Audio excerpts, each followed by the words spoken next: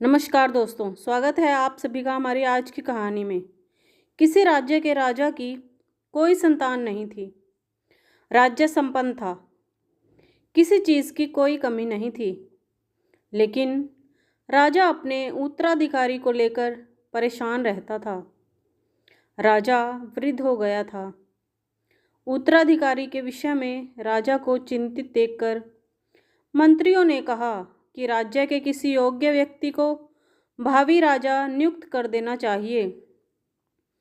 मंत्रियों की सलाह राजा को सही लगी। उसने अपने राज्य के सभी बच्चों को बुलवाया और सभी को एक एक बीज दिया। राजा ने कहा कि इस बीज को अपने घर में किसी गमले में लगाएं और 6 माह इसकी देखभाल करें। जिस बच्चे का पौधा सबसे अच्छा रहेगा उसे हम राजकुमार घोषित करेंगे। सभी बच्चे ये सुनकर खुश हो गए और अपने अपने घर के गमलों में बीज लगा दिए। रोज सुबह शाम समय पर पानी देना, खाद डालना शुरू कर दिया।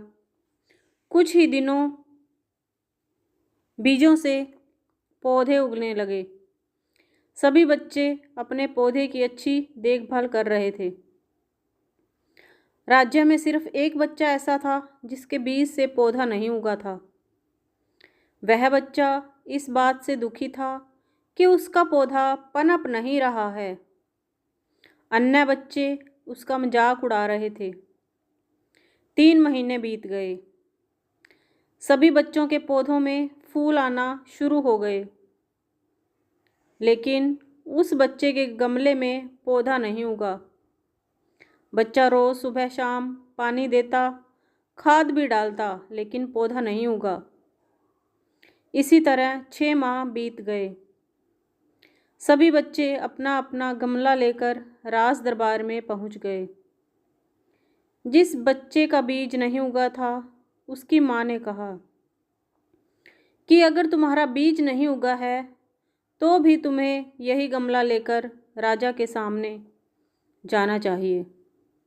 बच्चा उदास था, लेकिन उसमें राजा के सामने सच बोलने का साहस था।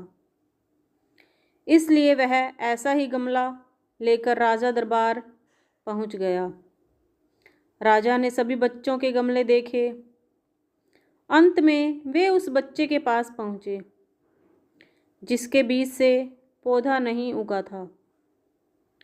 बच्चे ने राजा को बताया कि मैंने पूरी ईमानदारी से कड़ी मेहनत की है, लेकिन ये बीज नहीं उगा। राजा ने सभी बच्चों से कहा कि मैंने आप लोगों को जो बीज दिए थे वह सभी बीज खराब थे, उनसे पौधा उग ही नहीं सकता था। राजा ने आगे कहा कि आप सभी ने मुझे धोखा देने के लिए अपना अपना बीज बदल दिया है। सिर्फ इस एक बच्चे ने कोई छल कपट नहीं किया और इसमें सच बोलने का साहस भी है। राजा वही बन सकता है जिसमें सच बोलने की हिम्मत है और जो किसी लालच में छल कपट नहीं करता है। इसलिए मेरे राजा का राजा यही बच्चा बनेगा जिसके गमले में पौधा नहीं उगा है। तो दोस्तों, अगर आपको कहानी अच्छी लगे तो कहानी को लाइक करें और चैनल को सब्सक्राइब करें।